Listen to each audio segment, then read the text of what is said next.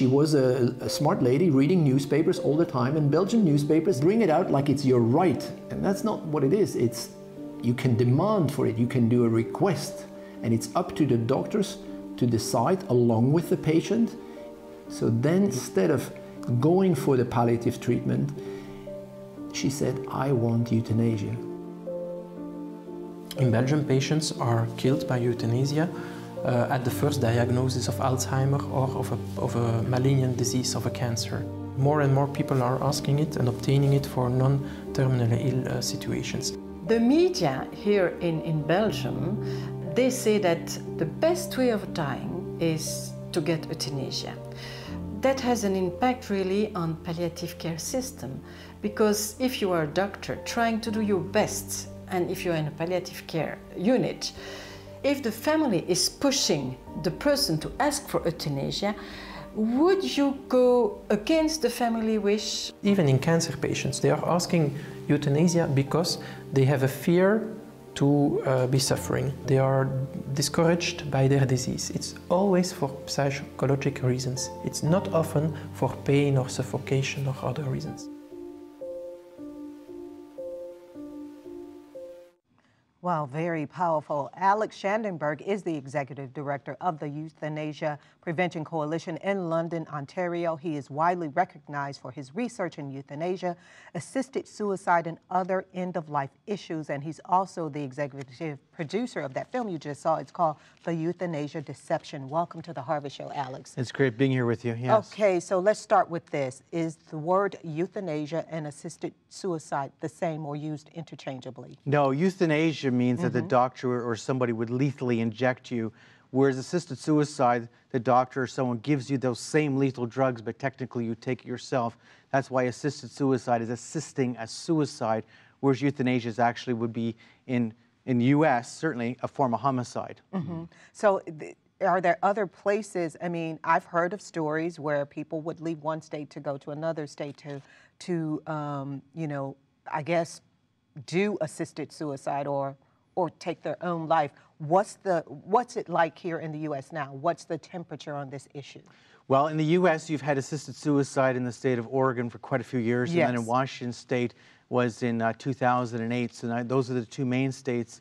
And since then, you've had Vermont, and then recently, sadly, Colorado just voted in favor of assisted suicide during the election. So that'll be the next state on board, sadly. There's been several court cases over the years that have that were approved and then struck down. So for a small period of time, New Mexico, but then that was struck down by their high court, so that it's not legal there. But the fact is you've got votes going on right now in New Jersey. It's Washington, D.C. just had a vote. There's a big pressure in the U.S. You mentioned the campaign around Brittany Maynard, who went from California yes. to Oregon. The suicide lobby raised about $20 million with that campaign, and they've been pushing hard to legalize assisted suicide everywhere. The reason we went to Belgium to put together the euthanasia deception is they've had it legal since 2002, euthanasia, and there's a lot of experience. And you know, in Canada, we were debating euthanasia, and sadly they legalized it. And what happened is that the media and the general public didn't hear really what the experience was in other jurisdictions. And so while that was going on, this constant barrage of stories, well, they weren't hearing a counter story, and the counter story is the real lives of people who have been affected by euthanasia. You know, so you're hearing a story. Lionel Roosma, who has a 20-year-old daughter who was disabled since birth, and how he says, well, we're walking to the park with our daughter in her wheelchair, and people asking us, who we've never met before. He says, people we've never met before say to us, well, why didn't you euthanize her? You know, and this is the kind of cultural concept of legalizing euthanasia. You hear of Hendrik Reitsma, he's from the Netherlands, and who's featured in here talking about how his grandfather died. His grandfather had cancer, and his grandmother was asked, well, do you want us to keep your husband comfortable? And she was like, of course I want to, yeah. She did not realize, because they weren't asking for euthanasia, they weren't asking for death. What happened is the doctor took that as, well, what we're going to do is we're going to cause his death. We're going to, and they ended his life. And how the shock to the family about this, what happened. You hear of Tom Mortier. His mother was 64 years old, completely healthy, but depressed. So depression, should depression be a reason for lethal injection? Right. But in fact, she died by euthanasia. And the shock to him, just a shock. Let me ask you this. Yes. You say that there are 3 deceptions. I guess you just just mentioned giving us examples, but kind of call them out one at a time for me. Well, they say this is all about choice and autonomy. This is my freedom of choice. It's my autonomy. And even with assisted suicide, which is a little different from euthanasia because you technically have to take it yourself, they would say, oh, this is all about my choice, my freedom, my right to die, but that's a lie. It's about a doctor gaining the right in law to be involved with causing your death or to actually do it. With euthanasia, it's actual lethal injection. The doctor causes your death.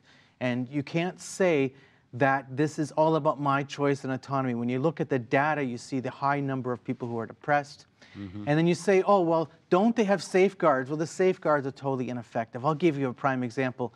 Canada sadly just legalized euthanasia. I just last week got an email from a guy in British Columbia whose aunt just died by euthanasia. She only had a bladder infection. Had a bladder infection. She was 92. She was very down. She was doing very poorly. She only had a bladder infection. And he's saying to the euthanasia doctor, so the regular doctor is saying, yes, it appears she's got a problem. We're going to do some tests. The euthanasia doctor came in, got the form signed by his aunt, got it signed by the woman in the kitchen and somebody else in the care home. And he says, well, my aunt only has a bladder infection.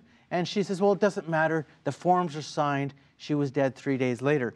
If you think about it, you can't divorce the power of the physician. And some of these euthanasia-minded doctors, they see this as a good thing. They see this as a wonderful thing. They're eliminating suffering. They would say, well, that woman was 92. Like, what did she have to live for anyway? See, what changes when you legalize euthanasia or assisted suicide is not that we have a right to die. It's not that someone might ask to die, because that's always been part of our history. People have always gone through conditions where they might be at a downtime in their life and they might feel their life has lost value and they have no more hope. That's not new, someone asking to die. The difference is once you've legalized this, now somebody else has the right and law to actually do it. Right. That's what changes. Yeah. And the whole thing changes with our relationship with our doctor. So they say it's all about choice and autonomy. Wow. That's a lie. That's a lie completely. Well, it seems like this is an emerging battlefront in, if I have to say, a cultural war. Just taking a look at the little teaser clip that we saw from your film, that there's a struggle even within the medical community, even the healthcare community, between palliative care versus euthanasia. And do you see battle lines being drawn, not just in the social fabric of the general public, but also in the medical field? Absolutely. So right now, the American Medical Association is debating whether they're going to change their position on assisted suicide. So currently, the American Medical Association is opposed. They believe it is never the role of a physician to be involved with causing their death of their patients. Right. And that is the correct position. And it goes against the Hippocratic Oath. Right. Sadly, the Hippocratic Oath is not said by people anymore. It's a voluntary thing for a doctor to say. It's not a part of the institution anymore. The do no harm has been reinterpreted as not thou shalt not kill. It's just simply, and how it's all been reinterpreted. So it's actually a good thing now to cause someone's death if they're quote, quote, suffering. The question is not whether people suffer. The question is, why are they suffering? And what is the response of the community, right? That is the real question here at hand. The biggest thing is we're all lulled into this, and we're said, oh, well, we'll have safeguards. So, Alex, you don't want assisted suicide. That's fine with us. But we're going to have safeguards to protect you, and that's the lie, because it's a huge lie, because when I'm down, when I'm emotionally down, when I'm going through a difficult time in my life, I'm vulnerable, okay? This isn't about, as much as it's about people with disabilities or the elderly or maybe someone with a terminal condition, this is about all of us. We are all human beings, and it's natural. It's natural for me or for you to somehow feel down and somehow at times feel our life has lost value. Right. The only difference is when you legalize this, someone can actually kill you when you're at your down point. Right. Wow. Okay, so I'm trying to wrap my brain around the fact that a doctor would be happy to assist someone in dying. I mean, I just feel like that's a natural process, and that's in the hands of God. So there must be something else. Is there a money trail with this whole euthanasia movement? Because, I mean, you talked about lobbyists just a moment ago, the $20 million. Kind of talk about that aspect. The lobbyists is the fact that they've got a lot of money, and they're fighting in state after state. They're hiring professional lobbyists in all these states to try and overturn the laws and legalize assisted suicide. Okay. And they've named their states, and they've put in big money in. The Colorado campaign, they put, like the assisted suicide lobby outspent the people against it well over 2 to 1. They had a lot of money that they put in for this. The fact is that Is this about money? Well, in Belgium, the one doctor who runs the euthanasia clinic, he's actually the one who's done most of these controversial deaths. You know, I could start going through stories, but we don't really have time. But the fact of it is he went from being a regular guy to being a multimillionaire over this. But that's a whole other thing. For most of them, it's this radical ideology that they've bought into, and they really believe that certain lives are not worth living. And they think that this is the most caring, loving thing, that they could end someone's life in this condition.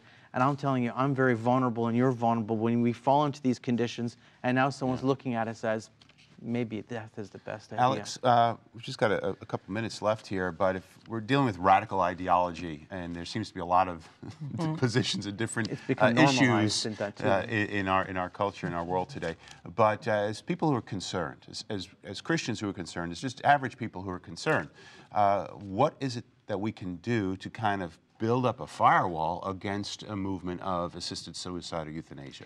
Well, the first thing we need to do is wake up the public, because the fact is most people have no idea, and we've also been lulled by these constant stories we've heard in the media of people who are suffering, going through difficult times.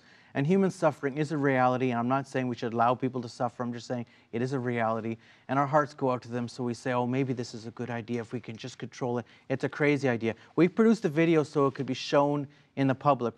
We charge just $30 for it, gets out there. We want it shown in churches and communities all over the place. We've already distributed in a little over a month about 1,100 of these, plus there's an online download people can get to at vulnerablefilm.com. But we want this message getting out. We want people waking up. The second thing is we have to recognize as a culture, I have to care for you. When you're going through a difficult time in your life, it's not uncommon for a human being to feel that their life has lost value. If I, as a human being, care about you, I'm helping to walk with you through your difficult time. That makes a difference. Wow, thank you so much for that valuable information, Alex. For more information about the video, the euthanasia deception, go to vulnerablefilm.com or go to harvest-tv.com. Coming up later, find out how you can help us send Bibles around the world. But up next, Brian Bush with an update from the Holy Land. We'll be right back.